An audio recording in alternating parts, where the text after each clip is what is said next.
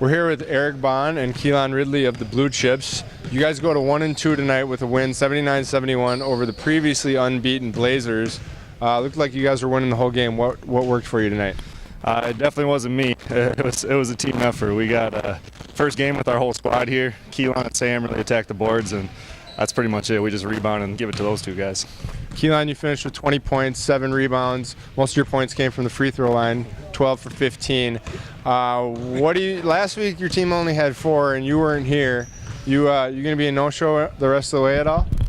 Nope, that was just the first time. I had a trip to go to, so no more no-shows, no more. He was in Texas. He had an excuse. All right, I guess we'll let him pass there. You guys play also on Monday nights. You're one of the top 3-4 teams there on the Bravehearts. You did lose to Abe Froman if we're keeping track of wins and losses, but is playing against better competition made you guys better? Did it make it easier tonight playing against rec guys? Nothing for me. I play like 10 minutes a game in that league, so it's all this guy. How about you? Does it make it easier after playing Monday night to play harder and better here? No, I mean, it's easy. It's just an easy game. I love this game. It's easy. It's easy no matter who Keelan plays. All right, 1-2.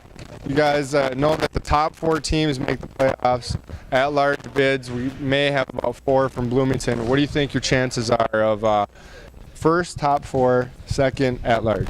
Top 4 is going to be pretty tough. There's too many teams up there right now. We'd have to run the slate, and maybe that Rebels game at the end of the year will be the one we're looking at. But I think if we keep our whole team together, we keep showing up, we'll be good for at-large. Yeah. What do you think, Keelan, at-large? Yeah, I do. If we have our whole team, it's a wrap forever. Definitely can't have Sam Halverson missing, and the Rebels will be ready for you the last game of the season. Good luck. All right.